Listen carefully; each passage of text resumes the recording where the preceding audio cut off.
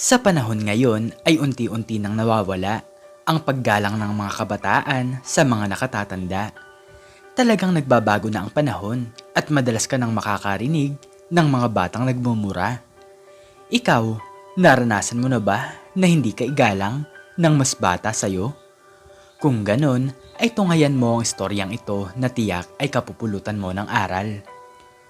Lumaki sa kanyang lolo at lola ang binatang si Paulo. Nagtatrabaho kasi sa ibang bansa ang kanyang mga magulang at matagal na niyang hindi nakikita ang mga ito. Apo, makikikuha nga ako ng tubig. Ang sakit na kasi ng paa ko at hindi na ako makalakad na maayos. Utos ni Lolo Delfin. Pero talagang sawang-sawa na ang binata sa kauutos ng kanyang lolo at lola. Ano ba yan, lolo? Gumagawa ako ng takdang aralin tapos utos kayo ng utos? Pwede namang mamaya na kayo uminom ng tubig. Inis na sagot ni Paulo. Talagang uhaw na ang matanda kaya si Lola Beatriz na lamang ang kumuha ng tubig para sa kanyang asawa. Hirap na din ito sa paglalakad, ngunit mas malakas pa ang kanyang katawan kaysa kay Lolo Delfin. Talagang sa tuwing mag-uutos sila ng isang bagay sa kanilang apo, ay agad silang kinakabahan. Sobrang tapang kasi nito sa kanila at higit sa lahat ay hindi na sila iginagalang. Naiintindihan naman nila ang binata dahil hindi naman ito nabigyan ng pangaral ng kanyang ama't ina nang dahil sa sobrang pagkabisi sa ibang bansa. Simula bata kasi si Paulo ay hanap-hanap na nito ang pagmamahal at pag-aalaga ng kanyang tunay na mga magulang. Hindi naman ata talaga ako mahal ng aking nanay at tatay. Kung mahal nila ako, bakit hindi sila dito magtrabaho sa sariling bansa para nakakapiling ko sila? Inis na tanong ni Paulo sa kanyang isipan. Ayaw na ni Paulo na makasama ang kanyang lolo at lola dahil matatanda na ang mga ito. Kung minsan ay tinatanong siya ng mga ito ng paulit-ulit. Malapit na kasing maging ulyanin ng mga ito at madalas na ang makalimot sa mga bagay-bagay. Isang araw ay pumasok ang binata sa paaralan at dito na lamang siya nagiging masaya. Sa tuwing kasama niya kasi ang kanyang mga kaibigan, ay nalilimutan niya ang kanyang mga problema. Pare, nakakasawa na talaga sa bahay. Lalo na at ang kasama mo ay dalawang matanda. Inis na sabi ni Paulo sa kanyang kaibigan. Okay lang yan pare, lolo at lola mo naman sila. Di ba sila na nga ang nagpalaki sa'yo? Sagot ni Lester. Oo, pero kailan kaya uuwi ang aking mga magulang? Dapat sila na ang mag-alaga sa matatanda eh. Sabi ni Paulo. Talagang inis na ito sa kanyang tirahan. Parang ang ayaw na niyang umuwi pa dahil muli na naman niyang makikita ang kanyang lolo at lola. Hayaan mo na, makakatapos na naman tayo sa ating pag-aaral. Pagkatapos nun, edi mag-apply ka kagad sa trabaho para hindi ka naman maboring sa inyong bahay. Pangaral ni Lester sa kanyang kaibigan. Pagkatapos noon ay dumating na ang kanilang guro at nag-aral na lamang sila. Maya-maya lamang ay natapos na sila sa kanilang klase at bigla naman siyang nakatanggap ng tawag mula sa kanyang mga magulang. Hello anak, gusto ko sana naming makausap ng nanay mo. Boses ng kanyang ama sa telepono. Ano na naman ang sasabihin nyo? Na hindi ulit kayo makakauwi sa loob ng 3 taon dahil mayroon kayong trabaho? Inis na sagot ng binata. Hindi anak, di ba malapit ang graduation mo? Uuwi na kami dyan at dyan na lang kami maghahanap ng trabaho. Sagot ng kanyang ama. Talaga po ba? Nagsasabi po ba kayo ng totoo? E di kung ganun, ay makaka-attend po pala kayo sa aking graduation? At kayo na po ang mag-aalaga kay lolo at lola? Masayang tanong ni Paulo. Oo anak, asahan mong makakarating kami sa graduation mo. Sige anak, magpapaalam na muna ako dahil magpapahinga na kami ng nanay mo. Paalam ng kanyang tatay. O sige po, magpahinga na po kayo. Excited na po ako na makita kayo. Masayang sagot ni Paulo. Halos mapatalon si Paulo sa kanyang kinatatayuan. Ito talaga ang matagal na niyang kagustuhan dahil sa kinahaba-haba ng panahon ay makakapiling na muli niya ang kanyang mga magulang. Higit sa lahat ay hindi na siya mahihirapan sa pag-aalaga ng dalawang matanda na kanyang kinaiinisan. Masayang-masaya si Paulo sa pag-uwi niya sa kanilang bahay at hindi mawala sa isipan niya ang pag-uwi ng kanyang nanay at tatay. Lolo, tumawag sa akin si tatay at uuwi daw sila sa aking graduation. Nakangiting sabi ni Paulo. Masayang masaya naman si Lolo Delfin dahil ngayon na lamang ulit nila nakitang nakangiti ang kanyang apo. Mabuti naman Paulo at masaya ka. Makakapiling mo na ulit ang iyong mga magulang, sagot ni Lolo Delfin. Ngunit isang buwan pang magtitiis si Paulo sa pag-aalaga sa dalawang ulyaning matanda. Nang dahil sa kanyang sinabi ay paulit-ulit ang tanong ng kanyang lola. Ano? Uuwi na sila? Mabuti naman kung ganun, sabi ni Lola Beatriz. Opo Lola, uuwi na sila. Sa wakas ay makakapagpahinga na din ako sa pag-aalaga sa inyo. Nahihirapan na kasi ako mag-alaga ng matanda, tapos dalawa pa kayo. Walang galang na sagot ng binata. Ngunit hindi pa lumilipas ang 3 minuto ay itinanong ulit ng matandang babae ang kanyang katanungan. Uuwi na sila sa graduation mo, apo? Mabuti naman kung ganun, muling tanong ni Lola Beatriz. Oo nga po, Lola. Naitanong nyo na yan kanina pa, kaya wag nyo nang paulit-ulitin pa. Inis na sagot ni Paulo. Talagang inis na siya sa paulit-ulit na boss ng matanda. Maya-maya lamang ay itinanong ulit ito ng kanyang lola. Nang dahil doon ay sinuntok ni Paulo ang pader nang dahil sobrang galit. Hindi na niya malaman kung saan pa siya lulugar. Paulit-ulit na lamang kasi ang tanong ng matanda at paulit-ulit na lamang din niya itong sinasagot. Apo naman, huwag ka namang magalit sa lola mo dahil may pagkauliani na din naman siya. Matanda na kami, kaya mabilis na kaming makalimot. Sana ay habaan mo pa ang pasensya mo. Malungkot na sabi ni Lolo Delfin. Paanong hindi ako magagalit? Halos 10 beses na nga na itatanong ni Lola ang bagay na yan.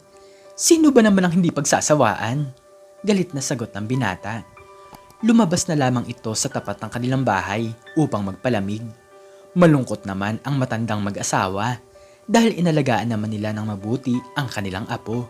Tapos ganito lamang sila kung ituring ng binata.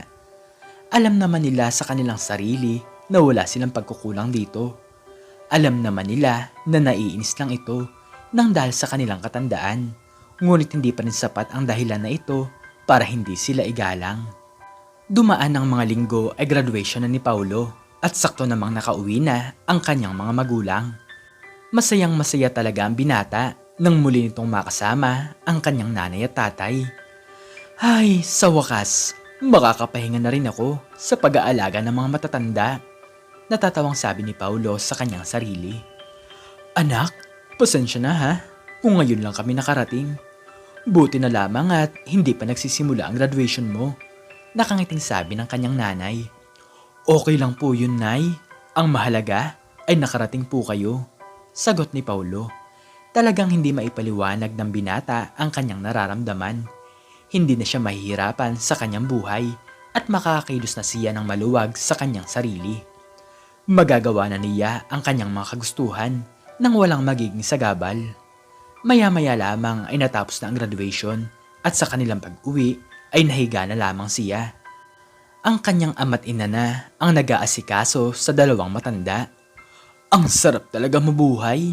Bukas, makapaghanap agad ng trabaho para kumita naman ako ng pera. Masayang sabi ni Paulo sa kanyang tatay. Sige anak, magandang ideya yan. Para magkaroon ka na ng experience sa pagtatrabaho. Sagot ng lalaki. Kinabukasan ay agad na nag-apply si Paulo sa trabaho. Maganda naman ang kinalabasan at agad siyang natanggap. Maraming salamat po ma'am. Pangakong pagbubutihin ko po ang aking trabaho, sabi ni Paulo sa babae. Agad siyang nagsimula sa trabaho bilang isang waiter. Inaalalayan siya ng ibang mga empleyado doon upang malaman niya ang kanyang gagawin. Masaya naman ang lahat dahil mabilis na natuto ang binata sa mga gawain. Siguro, matalino ka no? Ang bilis mong natututunan ang lahat ng gawain ng isang waiter. Nakangiting sabi ng isang lalaki. Opo sir, mabilis po talaga akong matuto. Sige sir, pwede nyo na po akong maiwanan na mag-isa at wala naman po kayong dapat na ipag-alala. Masayang sagot ni Paulo. Sa una ay nagagawa naman ng binata ng maayos ang kanyang trabaho. Wala talaga siyang nagiging problema doon at masaya din naman ang manager ng restaurant dahil nakapagpasok sila ng magaling na trabahador. Mabuti na lamang at dumating si Paulo dito. Malaking tulong ang kanyang naibibigay, sabi ng manager. Ngunit lumipas pa ang isang araw ay may napapansin silang kakaiba.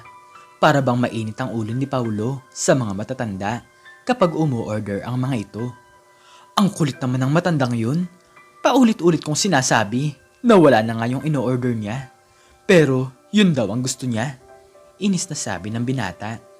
Nakita naman ito na tumatawa ang kanyang kapwa waiter. Ganun talaga sa trabaho, Paulo. Dapat habaan mo pa ang pasensya mo, lalo na sa mga matatanda. Pangaral ng lalaki. Ngunit para kay Paulo ay hindi sapat na dahilan ang pahabain ng pasensya. Naaalala niya tuloy ang kanyang lolo at lola na paulit-ulit siyang inuutusan. Talagang may galit ito sa mga matatanda, lalo na sa mga makukulit at paulit-ulit. Isang araw ay biglang dumating ang may-ari ng restaurant at kasama nito ang kanyang lolo. Lolo, dyan po muna kayo sa loob ng sasakyan dahil may kukunin lamang po ako, sabi ni Christina. Sige apo, bilisan mo ha, sagot ng matanda. Sa pagpasok ni Christina sa loob ng restaurant ay gulat na gulat talaga ang lahat. Talagang pinagbubuti nila ang kanilang trabaho upang ipakita sa babae na maganda ang takbo ng kanyang negosyo. Ayusin mo ang kilos mo, Paulo. Si Ma'am Christina yan, ang may-ari ng restaurant, sabi ng manager. Saglit ay pumasok ang babae sa loob upang tingnan ang kalinisan ng kapaligiran. Ngunit naging masaya naman si Christina na disiplinado naman ang kanyang mga empleyado. Sa sobrang gutom naman ng lolo ng babae ay pumasok ito sa loob ng restaurant upang kumain. Agad itong nakita ni Paulo kaya nilapitan niya ito. Hi sir, ano po ang order niyo? Tanong ng binata. Gusto ko ng pritong tilapia na may kamatis, sagot ng lolo ni Christina. Nang dahil doon ay muling nainis si Paulo nang dahil sa ipinapakita ng ulyaning matanda. Naku, wala pong ganoon dito. Baka dapat ay sa karinderya kayo kumain, sagot ni Paulo. Pero yun ang gusto ko, iho. Dito ako kumakain dati ng pagkain na yan. Naalala ko pa nga na kumakain ako dito kasama ang aking apo. Pangungulit ng matanda. Wala nga pong pritong tilapia dito na may kamatis. Hindi naman to karinderya, kaya kung pwede, lumabas na lang po kayo at wag na po kayong makulit. Inis na sabi ni Paulo sa matanda. Pagdating talaga sa mga ganito ay hindi maiwasan ng binata ang magalit. Gulat naman ang ibang mga empleyado roon nang marinig nila na sinisigawan ni Paulo ang matanda na lolo ng may-ari ng restaurant. Bigla namang dumating si Christina at nakita nito na lumuluha ang matanda. Anong nangyayari dito? Tanong ng babae. Ito po kasing matanda, parang nakakaloko. Isipin niyo ba naman, umu-order ng pritong tilapia na may kamatis? Inis na sagot ni Paulo. Pero dapat bang sigawan mo siya kaagad? Tanong ni Christina. Pasensya na po ma'am, pero hindi ko na maintindihan ang matandang yan. Paulit-ulit na lang po na umu-order ng pritong tilapia.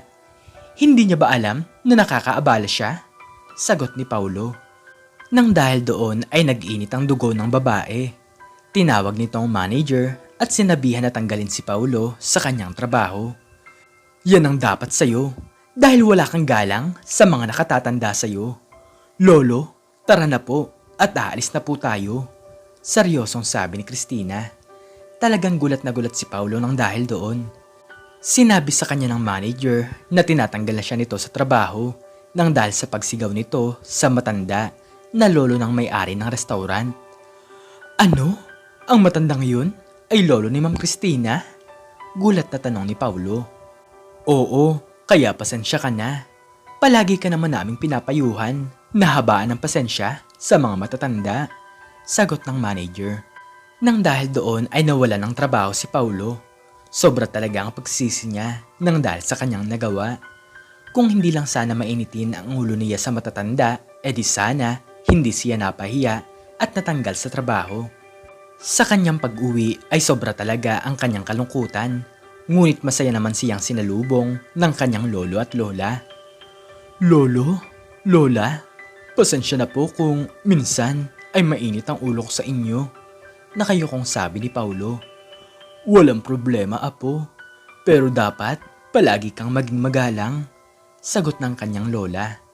Simula nang mangyari kay Paulo ang ganitong pangyayari, ay natuto na siyang gumalang sa mga matatanda. Pinilit niyang unawain ang mga ito dahil alam din naman niya sa kanyang sarili na darating din siya sa punto na magkakaedad din siya. Isang araw ay namasyal sila ng kanyang pamilya. Siya ang nagtutulak sa kanyang lolo na nakaupo sa wheelchair. Lolo, paulit-ulit na po kayo ni Lola sa pagtatanong. Pero okay lang po yun. Nakangiting sabi ni Paulo. Nang dahil doon ay kinuha ng matanda ang telepono at binuksan ang lumang video noong bata pa siya. Pinanood ito ni Paulo at nakita niya ang kanyang sarili na paulit-ulit niyang tinatanong ang kanyang lolo ng iisang tanong lamang. Dito napaluha si Paulo dahil paulit-ulit na sinasagot ng matanda ang kanyang mga katanungan. Niyakap ni Paulo ang kanyang lolo at lola. Nangako siya sa kanyang sarili na mamahalin niya ito at palaging igagalang. Ikaw, anong natutunan mo sa istoryang ito? I-comment mo sa baba ang iyong natutunan. At hanggang dito na lamang po nagtatapos ang aking istorya. At sana po ay nagustuhan niyo ito. Please like, share, and subscribe. And click the notification bell para lagi kang updated sa mga bago kong istorya. Muli ay maraming salamat po. At God bless us all.